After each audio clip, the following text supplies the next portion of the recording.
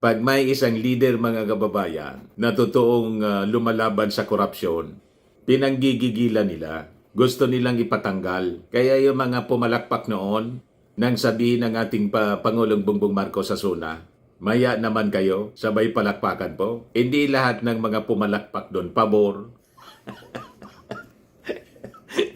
kumbinsido sa sinasabi ng ating Pangulong, maya naman kayo. Yung iba doon, mga kababayan, wala na talagang hiya.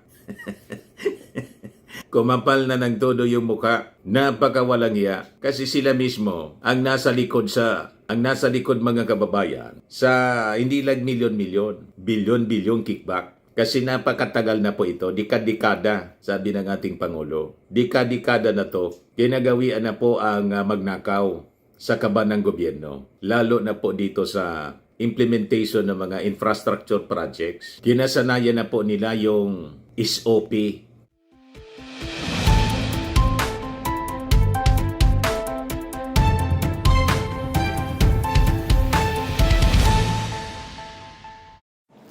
Hello po mga kababayan, si Dante Maravillas. So lumabas din yung totoo mga kababayan. Alin na niya Mr. Maravillas, yung motibo ng nag-endorse ng impeachment laban sa ating Pangulong Bongbong Marcos ngayong araw na to.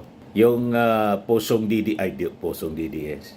Pusong, yun man talaga po. Pusong Pinoy Party List Representative, yun pala mga kababayan. Contractors. Kaya naman pala, nanggigigil na mapatalsik yung ating Pangulo. Hindi kasi nangyari. Yung mga people power nila, ngayon, mga kababayan, gusto nila ma-impeach yung ating Pangulo. Ayan po, malinaw. Siya yung nag-endorse ng final na impeachment, si Posong Pinoy Party List Representative Jet Nisay. Sabi dito sa report ng Impact Leadership, who is Jet Nisay? Contractor. Endorses first Marcos impeachment. Di ba? Mga kababayan, malinaw na yung motibo. Sabi ko sa inyo. Yung iba po na mga politiko, yung mga statements nila sa paglaban sa korupsyon po, plastic lang. Hindi man totoo. Pag may isang leader mga kababayan na totoong lumalaban sa korupsyon, pinanggigigilan nila. Gusto nilang ipatanggal. Kaya yung mga pumalakpak noon nang sabihin ng ating Pangulong Bongbong Marcos sa SONA, maya naman kayo, sabay palakpakan po. Hindi lahat ng mga pumalakpak doon pabor, kumbinsido sa sinasabi ng ating Pangulong, maya naman kayo. Yung iba doon, mga kababayan, wala na talagang hiya. Kumapal na ng todo yung muka, napakawalang hiya. Kasi sila mismo ang nasa likod mga kababayan sa hindi lang milyon-milyon, bilyon-bilyong kickback. Kasi napakatagal na po ito, dekada-dekada, sabi ng ating Pangulo. Dekada-dekada na to, ginagawian na po ang magnakaw sa kaban ng gobyerno. Lalo na po dito sa implementation ng mga infrastructure projects. Kinasanayan na po nila yung SOP. Kaya nga po tinawag siyang SOP, Standard Operating Procedure. Naging standard na po yung pagnanakaw sa kaban ng bayan. O di ba? O ngayon, balikan natin ang background nitong isang congressman na contractor daw pala. Sabi dito sa report ng Impact Leadership. Yan o, malinaw. Who is Jet Nisay? Contractor endorses first Marcos impeachment. House Deputy Minority Leader and Posong Pinoy Party List Representative Jet Nisay on Monday endorsed the first impeachment complaint against President Ferdinand Marcos Jr. filed by lawyer Andre De Jesus. Itong abogado mga kababayan na to, malamang sa malabang, ginamit ng kampo ng mga Duterte. Di ba? Para risbakan yung ating Pangulo. Kasi mga kababayan, sa tingin ng mga DDS, hindi man sila naniniwala na yung ating Pangulo walang hand sa impeachment laban kay Sara Duterte. Kahit na mga kababayan, sinabi noon ng ating Pangulo, hindi niya sinusupport yung impeachment laban kay Sara. Kasi sa kanilang palagay, the fact niya na sinulong ng majority ng members ng Congress, may basbasan niya sa Pangulo mula sa ating Pangulong Bongbong. Yan ang kanilang paniwala. Kasi nga, gawain nila. Di ba po? But anyway, ngayon yung revival ng impeachment, inunahan na.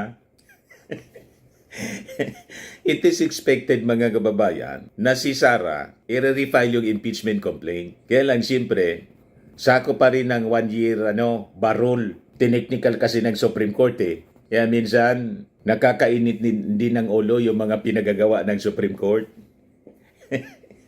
May motion for reconsideration na final yung House of Representatives. Until today, wala pa pong desisyon. Binuro na. Pero umaasa pa rin po, mga kababayan, yung Congress na maglalabas ng desisyon para sa motion for reconsideration. But anyway, dito muna tayo sa final na impeachment laban sa ating Pangulo ngayong araw na to na nag-endorse isa pala pong kontraktor. At ang sabi dito sa balita, itong sinisay has previously been implicated by the Independent Commission for Infrastructure in the flood control corruption scandal. Kaya naman pala niya, Mr. Maravillas. Sabit po. Kaya gigil na gigil po. Nang may mag-file ng impeachment, ura-urada siya yung nag-endorse. Umalamang, sila yung nag-usap. Alangan man hindi sila nag-usap. Diba? Sige niya, mag-file ka. Ako yung mag-endorse. At malamang sa malamang, sila yung nagplano talaga. Ayan na-implicate siya sa flood control corruption ng Independent Commission on Infrastructure or ICI na binuo mismo ng ating Pangulong Bongbong Marcos para tumulong po sa investigasyon sa massive corruption po. Ayaw nila po na matigil ang korupsyon. Gusto nila itigil ang gulo, tuloy ang korupsyon.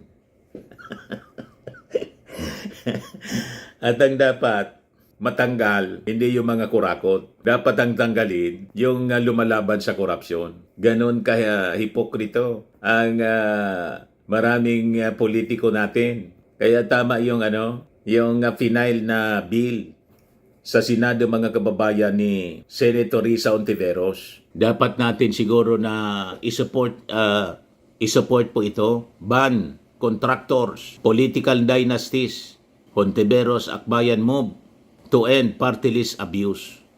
So, Hontiveros Senate Bill number 1656 seek to bar political dynasties from participating in the party list system and to prohibit party list nominees and representatives who have interest in government contracts. Bawal na sila. Pag contractor ka, hindi ka pwede na maging nominee sa party list system.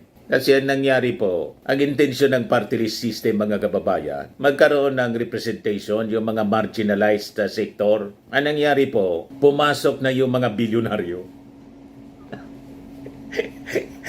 Ang gustong mag-represent sa marginalized sector po, mga bilyonaryo, na malinaw naman po ang intensyon ng mga bilyonaryong ito. I-represent yung kanilang interes sa pagpayaman.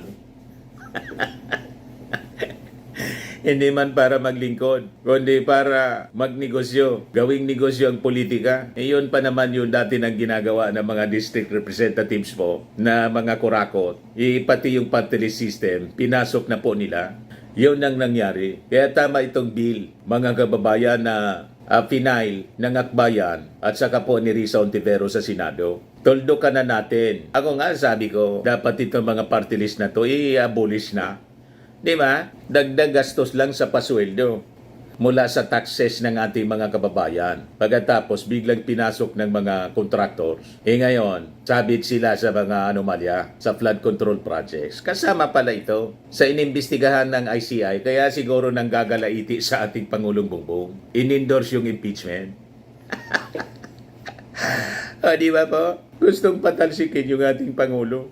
Yan sabi rito. In November 2025, the ICI formally recommended that the Office of the Ombudsman file criminal and administrative charges against 8 lawmakers, including Nisay, for alleged conflict of interest in government contracts.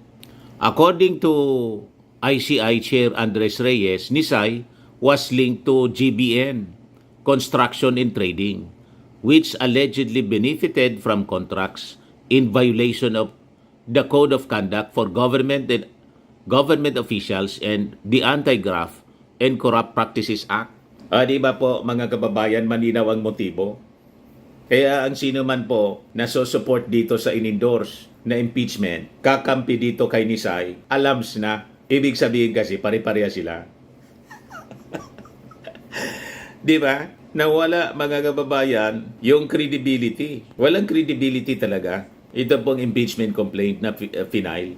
Lalo yung nag-endorse po ay sabit po din sa mga anomalya. So wala siyang moral authority, walang moral ascendancy para mag-file ng ganitong uri ng kaso laban sa ating Pangulo. So sabi dito as a background, Nisay political career includes serving as a member of the 19th Congress, Chief of Staff to former Bataan 2nd District Representative Joet Gracia from 2019 to 2022, and 3 consecutive terms as Councilor of Balanga City, Bataan from 2010 to 2019. So walang credibility po yung nag-endorse. Sabi dito ng mga netizens, sabi ni Roy D.B., Nisay defensive mechanism, kaya lang naunahan ng ICI, another hero for the Kawatans institutions. Basag agad po mga kababayan. Sabi ni Yolanda Velasco Yoshida, no doubt, shame on you, Nisay. Sabi ni Maria Cecilia Gamba, gusto ng contractors na mahinto ang pag-imbestiga at pagpapanagot sa mga anomalya sa flood control scam. Hindi yan uusad. Sabi ni Miguel, iligpit na yan. Siguradong ibabasura man lang po ito. Majority ng members ng Congress nasa sumusuporta sa ating Pangulong Bongbong at kay Speaker Martin Romualdez. Si Speaker Martin po, hindi man po siya pinatalsik, hindi man siya nakudita. Voluntary po siya na umalis, nag-resign bilang speaker para hindi niya magamit yung impluensya bilang Speaker of the House. Kasi di ba sinasabit siya sa mga controversy. So, siya na mismo nag-relinquish ng posisyon. Pero makikita natin ang kanyang malawak na impluensya sa Kongreso. Kaya nga sinasabi natin mga kababayan paulit-ulit, dapat si Martin makabalik as Speaker to protect the President laban dito po sa mga ganitong uri ng mga politiko ng intensyon istorbohin yung ating Pangulo sa pamamagitan ng isang impeachment complaint with the intention na kung magkakakuha ng support na alam naman natin malabo, 1/3 po ang kailangan, 106 members ng Congress ang dapat pumirma. Yung mga kalyado ng mga Duterte po, mga isang tricycle na lang. Maingay lang po sila mga kababayan, pero wala mang numero. Numbers game mga kababayan. Ang impeachment. Alam naman natin po yan. Pero kahit hindi magtagumpay, importante yan na file na natin ang impeachment para magamit sa propaganda. Inunahan pa. Mga kababayan, yung ating Pangulo, si Sara Duterte, may 1 year bar kasi mag-expire. Sabi February 6. Then i-refile yung impeachment. Hindi man lang pinaabot sa Pebrero. Inunahan na po yung pag-file laban sa ating Pangulo. Ganon. Sabi ni Romulo Salvador, as I mentioned before, such impeachment complaint should be dismissed to be considered as a mere scrap of paper for lack of substantial element. Sabi ni Levi Agkawili, Father, kaya naman pala Ombudsman Boyeng Rimulya, imbestigahan nyo na ito at ikulong pag napatunayan. Sabi ni Boss Elizabeth, kaya naman pala sangkot siya sa flood control anomaly. Sabi ni Jessica Palafox Jordan, credible or laughable endorser? Kayo na umusga.